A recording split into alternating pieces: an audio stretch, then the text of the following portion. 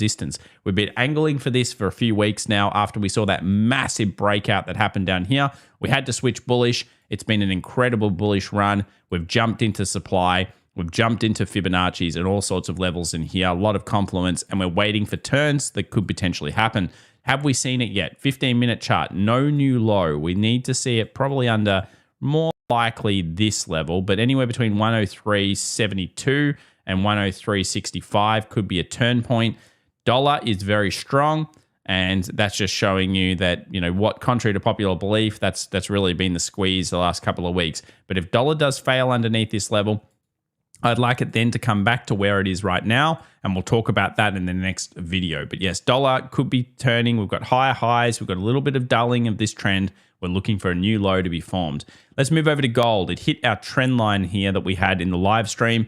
Now, has gold hit the bottom for now? I've obviously been incredibly negative on gold, and yeah, I think rightfully so. It's fallen off quite substantially since we turned negative on it.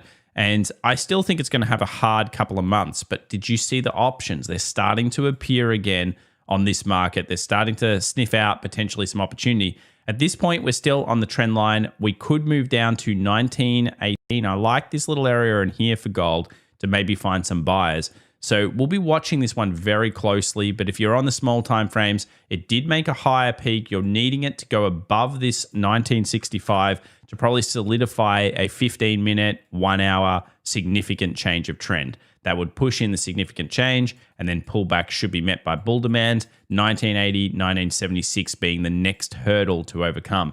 But right on that kind of sell resistance at this stage. GLD getting a little bit of love here in terms of options. You can see that it's on the trend line as well. So, you know, an important point. And if you actually zoom in here, it ended up getting a small island reversal. Gap down, gap up, bullish. Is that showing us a sign that maybe gold is finding some lows in here? The V has started. Is that the low? You know, for stop losses, is it worth it? Well, you know, just a technical, but I'm looking at it on the charts at this stage, and we have seen an island reversal in GLD on the markets. The VVIX is showing us a pretty big TD13 that often shows us that we're about to see and experience high volatility events. And if we move over to the US oil, you can see that it did not like the last 24 hours. A big sell-off in US oil, selling all the way back down, and probably now moving its way back to 66, which has been a mega demand for it. We've been hating on oil for a while. I've been wondering about this level. I'm not going to say I got reshorts in here very much, but yeah, if you're looking at it, you know, I think the next target could be 66 now that we've put in a pretty significant daily close below the last points. There could be more to come on the energy sector. What about Tesla? Oh, it's probably detached from technical reality at the moment, thanks to all the calls coming in on it. This was a heavily traded zone. If you'd taken it with options short, I wouldn't have blamed you. Obviously, we are seeing incredible options support for this particular stock. I'd let that die down, wait for some puts to come through. I don't change much. I still think 145 is on the cards for Tesla in the future, and I wouldn't be surprised at all to see it there over this year. However, at this stage, with the price where it's at, I think it's all options, guys, and I don't even know if the technicals are worth viewing after it blew through that zone. What levels I have set is 178 for a turn. And at this stage, because of course it got the gap up, if you are a shorter, you're looking for a gap down on Tesla, that to show you potentially an island reversal, and then, you know, hopefully to see a bunch of puts coming in on the 0 DTEs. Let's move over to AVGO. This stock was wild. You know, it's not just small. It's $300 billion. And you could see during the live stream, we got up to 920. Then we kind of thought it could be peaking because it just exploded. Someone lost all their money. And I would say it was a big player that got absolutely squeezed. They're probably hiding at the moment because they're very sad with their creditors coming at them. AVGO, oof. Yeah, that's pretty wild.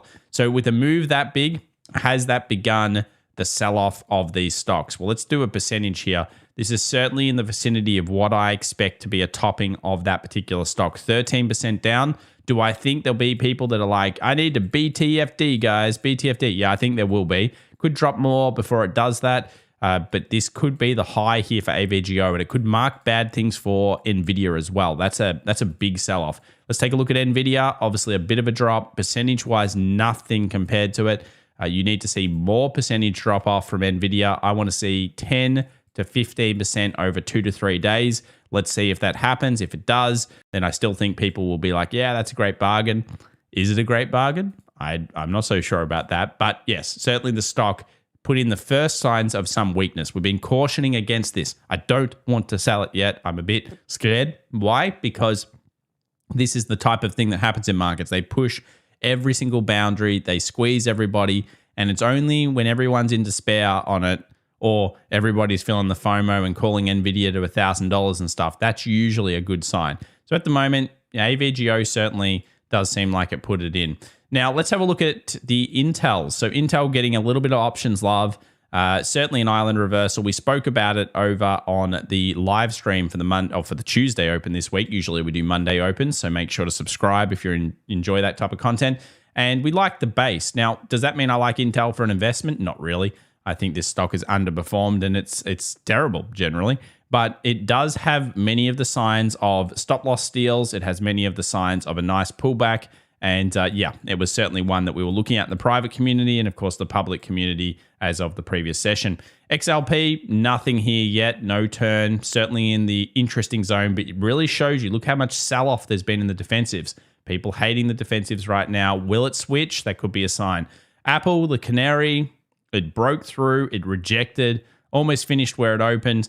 Yeah, could be the high. I don't know. With Apple, we keep watching it on that one. DAX looking horrible. This is, of course, a totally different market to America, and we haven't got a new low yet. But if we do, is that the sign of the DAX actually distributing out? Remember, it hit an all-time high only a few days ago, and then it sold off aggressively. Similar to the XJO, ASX 200. I've warned everyone against this thing. It is new lows. Look at that. Bang. That is demand destruction, guys. It's coming through in energy. It's coming through in metals. It is coming through on even the finances. And that hurts the FTSE. It hurts the XJO. Different markets, different types of sectors. We're hitting now into this trend line. If we breach that, well, the next stop could be 69,57,000 for it. And certainly it's not looking as healthy as the rest of the markets. What about the NASDAQ? Well, it hit into a critical resistance. Certainly finding kind of like a peaking zone potentially. A rejection, would I short it? Well, probably not. I don't like to short the strength. So it's a very, very tough market to go through. I'm sure a lot of you are screaming at the screen saying, I'm going to short it, man. All right, good luck. Here is the build. Here's obviously the higher high. It did make a lower low on the session. I guess if it gaps out and gaps down, it could be okay. Let's have a look at the Qs just to see what it does or looks like here.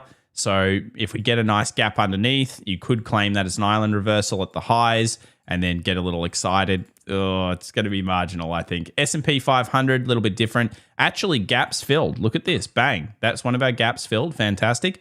And then we also have this one filled. So we've managed to sell back into it. Still a dull market, still barely making new highs, and certainly finding the sell on the previous session. US 500 futures did see a little breach high and then sell off. It's a little turn. There's a lot of inefficiencies in here, so I could easily see it going back to 4150, 4160-ish, and then maybe finding some buyers. Still too early to call swing on it. There's just no chance that we've got swing just yet. ES futures, you can see here the Bollinger, it's outside of those, maybe back to the 4150-60. That's the 20 moving average. But again, it's outside, it's sold off. The VIX or the VVIX is certainly starting to show us that volatility should be coming back into the market.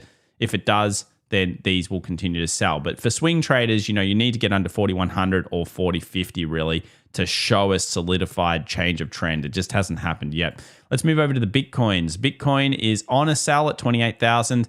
Is it a strong level? We haven't seen what I would like to see as a setup. I usually have patience and I react to setups. I don't have a sell setup here, but I do know it's a heavily traded zone. And that, if it bears are going to come back into Bitcoin, would generally be the level. Otherwise, they're going to go for 29.5. So if we get a new breakout close above here high on the daily, you're probably going to 29.5. If you are waiting for news this week, there's a little bit coming your way. So let's have a quick look here. We've got on the Wednesday, we have JOLTS job openings, and then it's really about jobs numbers. ADP non-farm employment change, ISM manufacturing PMI, that'll be a good one, 10 a.m. New York. And then we get the big kahuna number, the jobs numbers that always are revised. Will we finally see an actual unemployment spike hit? Will the markets show us that we are potentially 6 months away from the recession being called? That's usually the stat, remember. If we see unemployment start to rise, it usually means 6 months from the recession being called. Yep, at this stage, it's been a very hot economy. So will it continue to be hot? Maybe put your predictions, comments down below. We'll find out if anybody's correct. If you are, I'll post you in the next video. Let's move over to some other stuff. If you've enjoyed today's video, remember to follow us on the socials, get some free trading cheat sheets. Why not? Got nothing to lose. And of course, follow us everywhere on the Linktree stuff. Thank you so much for watching. We hope you enjoyed the video, and we'll see you in the next one. Bye for now.